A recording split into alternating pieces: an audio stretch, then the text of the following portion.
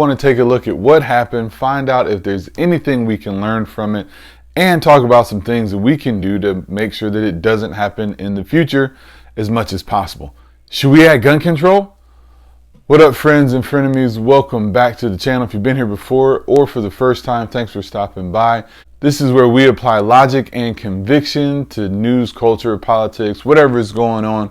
I'm C. Scott, and this is my view. So about a week ago from the time I'm recording this, there was another mass shooting in the Boulder, Colorado area, where a gunman went in and unfortunately took the lives of 10 individuals. And it was, of course, it's always a very sad story. It's a tragic event, something that I would hope doesn't happen anymore, but it's something that we've been getting familiar with, unfortunately. And so there are always bad people that are out there trying to take the lives or whatever it is that they can from innocent people.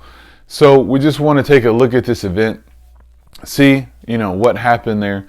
As always, when things happen that are especially advertised on the news, I try and look at those things, find out if I can learn some things from it, so that if I'm ever in that situation, I can respond the best to my ability.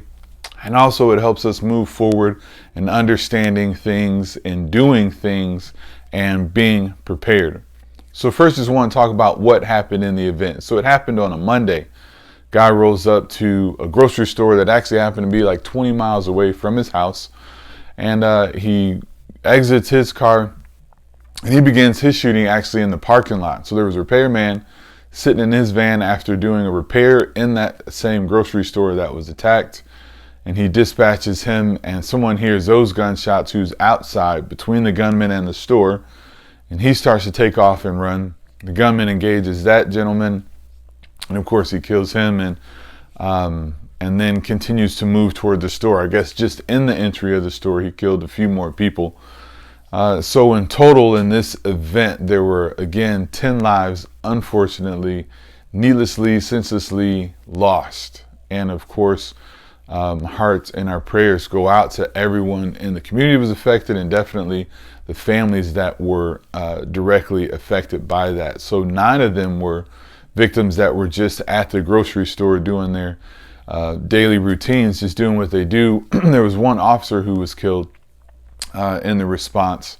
And so obviously it's just terrible, sad, and just crazy all around. So he goes into the store and he shoots some more people that were there. If we look at the timeline, I think it's very interesting to learn from the timeline. The shooting starts just around 2:30, maybe 2:31, according to the reports that we have. People started calling the police around 2:34 or so, 2:35, and the police actually got there. They had a good response time of 2 minutes.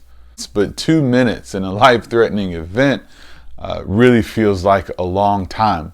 They also said that once the police got there and once they engaged in shooting with the suspect, that he no longer shot at any innocent shoppers that were at the grocery store. But it didn't end immediately when they got there and exchanged fire. They actually did not get the bad guy to surrender until about 3:28. So it was almost an hour that this event happened. Now the people who were killed within the first 10 or 15 minutes, unfortunately, or they were injured in the first 10 or 15 minutes. We don't know exactly how long it took for them to fully perish, because sometimes when a person receives a gunshot wound, they have a few minutes to live, and if they could be cared for, they can survive. But if there's no medical aid or medical attention, then unfortunately they bleed out and lose lives. So we don't know how many lives were lost instantly, how many were lost in the remaining minutes of the time that it took for the police to be able to get the gunman to surrender. 2 minutes is a good response time, but just think, can you take a beating or can you survive a gunfight for 2 minutes in waiting for the police? That is where we begin. What can we learn from this situation? First thing I think we need to learn from this situation, and many that are like it, is that we can't continue to hold this thought in our minds that no, that can't be happening. If you read the reports, there are several people that were interviewed where they heard gunshots, they heard the popping sounds, they thought, no, can't be gunshots, or oh, it can't be happening here. No, that's probably not what's going on. Only to find seconds or maybe a minute or two later, yes, that's exactly what's going on. And so then their response time was slowed down because they got themselves to believe that that's not what was going on. So let me go ahead and, in my mind, search for a different conclusion. You know, when we do that, when we ignore our senses, when we ignore our feelings, then bad things can happen. We have these senses so that we can get a jump start on things. Instead of waiting for a gunman to close a distance of 100 yards, if we hear gunshots way over there, we can respond immediately. Maybe there's a button that someone could have hit to lock the doors and keep the gunman from getting inside.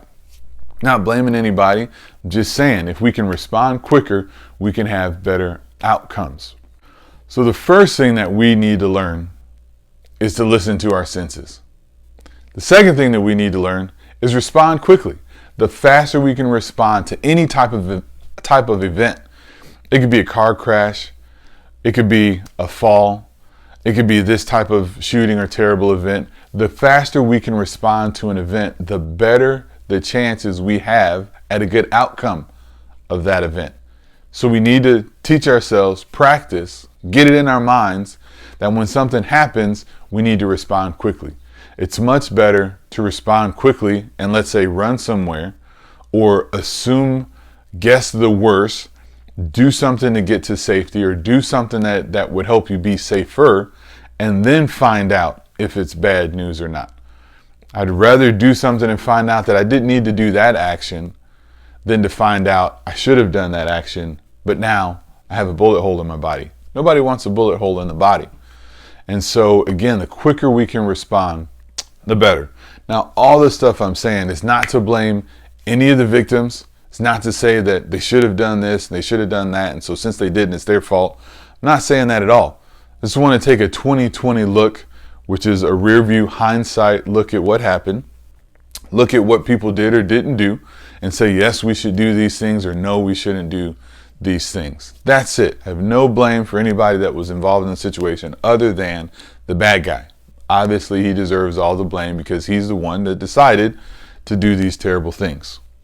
The third thing that I can advise you, and it is the third thing, we have to be aware. We have to pay attention to our senses, those two reversed.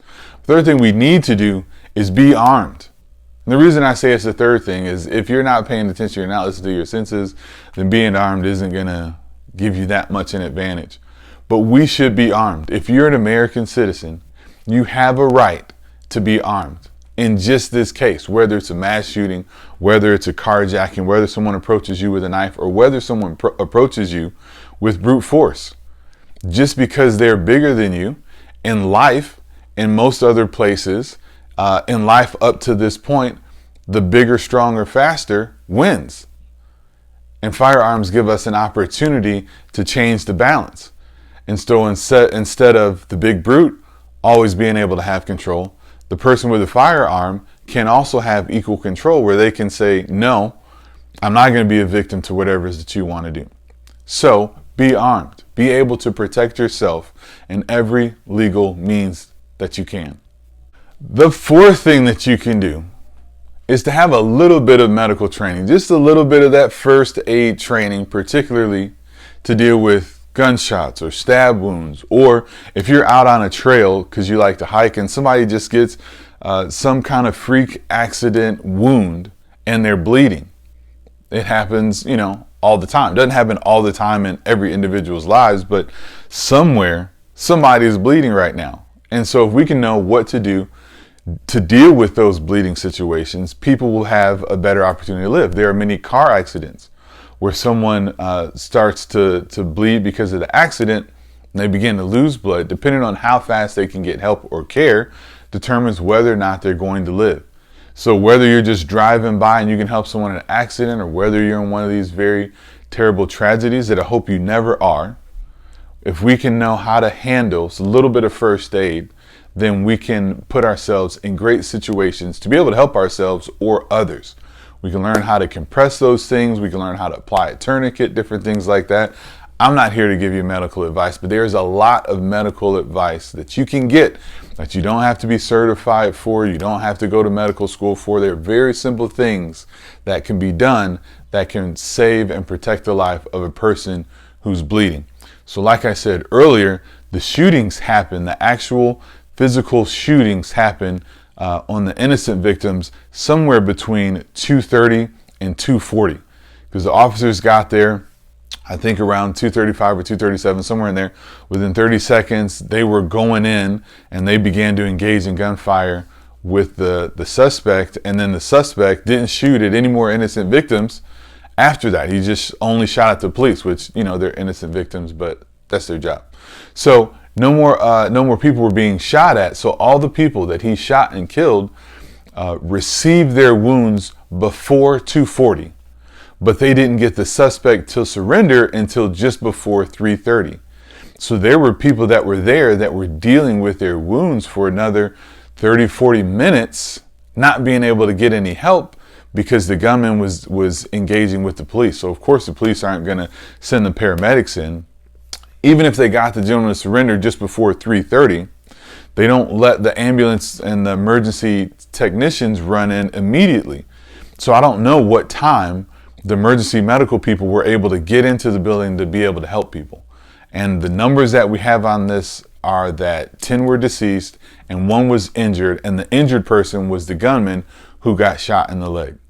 So he didn't cause a whole bunch of injuries, but the people that he did engage with were unfortunately mortally wounded. So if we can learn that, you know, let's say in this situation, there was a person that might have been shot on aisle 5. And, you know, the gunman went on his way, or the police started to engage that person. If someone could have gotten to that person on aisle 5, per se, don't have, you know, obviously actual full knowledge of it. But if there was a person who was bleeding, maybe they got shot in a femoral artery, maybe they got shot in the chest or an arm, maybe they had 20 or 30 minutes to live, but because they were still bleeding and they had nothing to control the bleeding, that may have caused their death. So it may not have been an immediate death, which is also sad because that means they suffered for a while. But if somebody's down there on aisle 5 and the gunman goes somewhere else and then he's busy dealing with the police, we can get over there. We can apply pressure to the wound or a tourniquet or whatever it is that we need to do, that we can be equipped for, and we can actually help save lives. Let's look at culpability though. How did this event happen? Are there other people to blame besides the shooter? Maybe. For one, let's look at the FBI. We keep having failures of law enforcement. I'm a supporter of law enforcement. Appreciate law enforcement. They're very necessary. I think they are good more than they are bad. But we keep having failures in small areas of law enforcement in these different shootings. We don't have time to look at them today, but there are several that if we go and look at them, they were known to law enforcement or something could have been done. So let's look at the culpability of other people. First being the FBI. This guy was on the FBI's radar because of his association with someone else. And that was reported in the news. We don't know why they looked into him. We don't know who the other individual was. We don't know the extent of it. We just know that he was known to the FBI because of his relationship to someone else that they were looking into. So could they have done something? We don't know. We don't have the reports or the information on that. Second, you have just the police and whatever. He was convicted of punching a guy in the head because of some stuff that was supposedly said weeks before this incident. He was in class and he just gets up in class and goes and cold cocks this guy in the head and caused that guy obviously some injuries. Of course, he lived. He received probation for that. No jail time.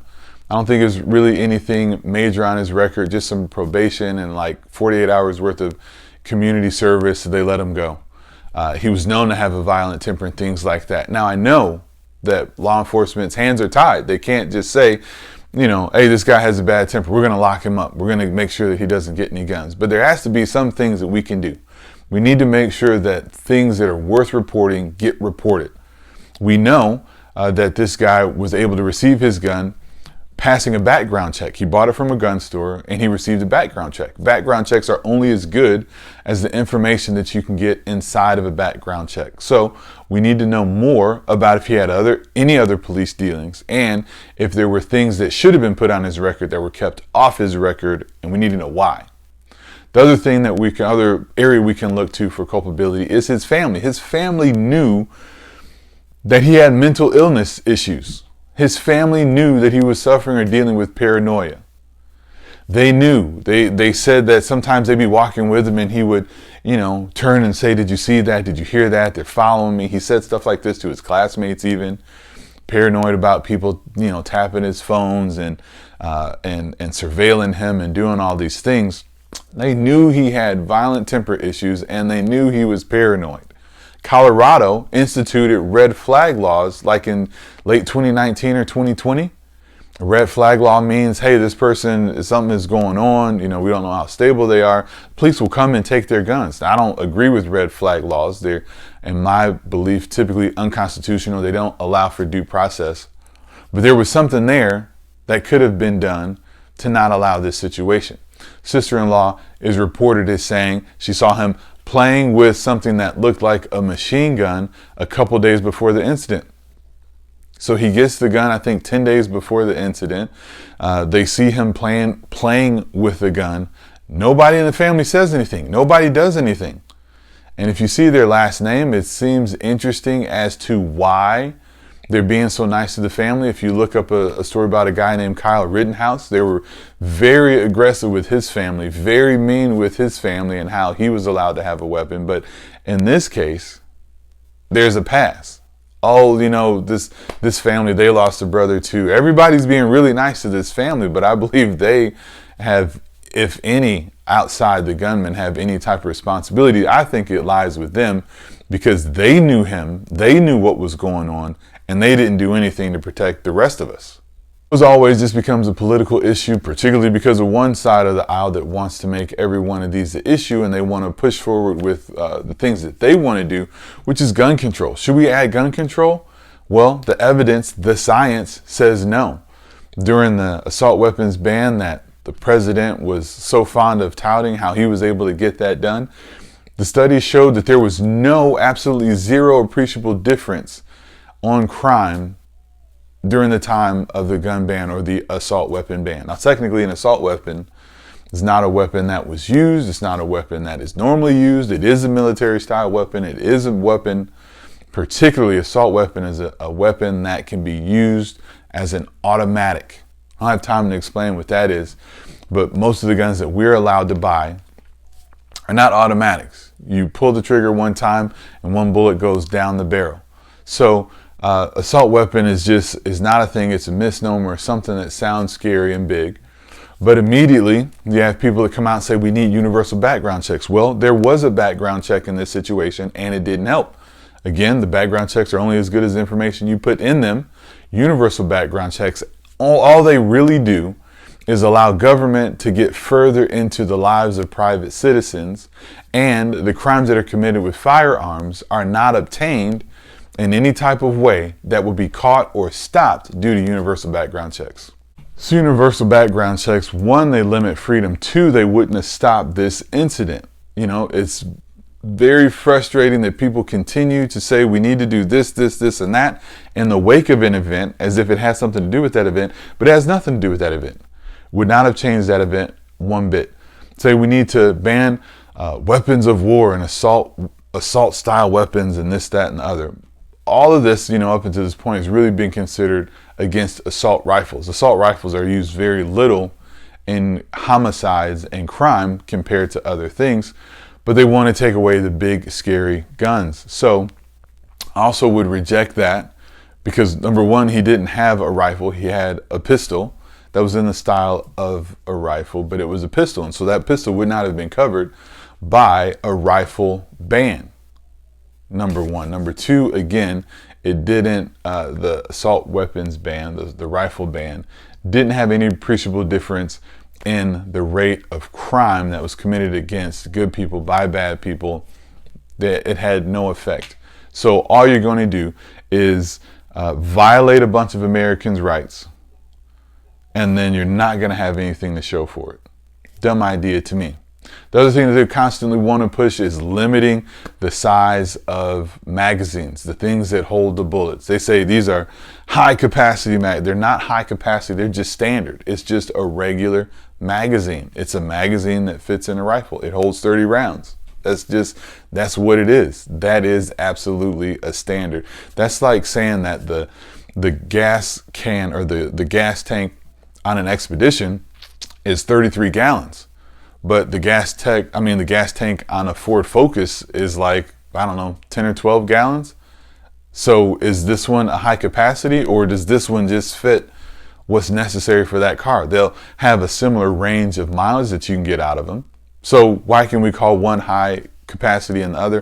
Why? Because it sounds bad and scary, and it gets people to think, oh, well, yeah, we should get rid of those. In this incident, that would not have made a difference, because remember, this shooter had a good 6 or 7 minutes to shoot at people without getting challenged. So if he would have had 10 round magazines, he could have changed 12 10 round magazines in the same amount of time, and it wouldn't have slowed him down one bit. So all it does is limit free people from doing exercise in their free rights and abilities.